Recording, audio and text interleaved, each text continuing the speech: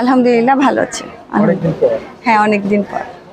কি কাজ নিয়ে ব্যস্ত? আমি অনেক কাজ নিয়ে ব্যস্ত, আলহামদুলিল্লাহ আলহামদুলিল্লাহ। আল্লাহ কাছে লাখ লাখ শুক্রিয়া। আমার এই যে রিসেন্ট অনেক বড় একটা শো গেল মিস বাংলাদেশ, তারপরে সামনে আরও ইভেন্ট আছে। সো সব কিছু মিলে আমি ওয়ার্কশপ নিয়ে ব্যস্ত, সব কিছু মিলে আমি অনেক ব্যস্ত আলহামদুলিল্লাহ। না, আমি কাজ করি, আমি যেভাবে কাজ করি ওইভাবেই করছি। আসলে আমার কাজের প্যাটার্ন একই রকম আছে। মাঝখানে একটু হয়েছিল যখন, তখন সবার কাজই কম। এখন আবার মোটামুটি আলহামদুলিল্লাহ আমি যেভাবে করি, যেহেতু আমি ওয়ার্কশপ চালাই, আমার সারা জীবনে ওয়ার্কশপ থাকি।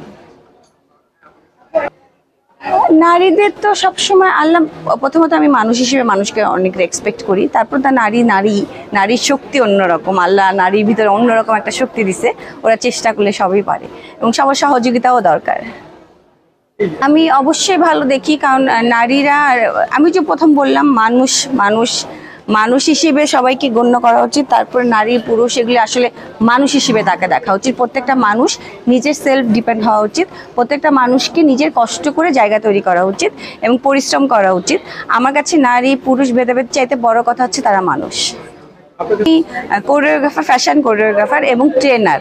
প্রথমত আমি মডেল ছিলাম, এখন আমি ট্রেনিং দিই, যেহেতু আমি ট্রেনার এবং কোরিওগ্রাফি।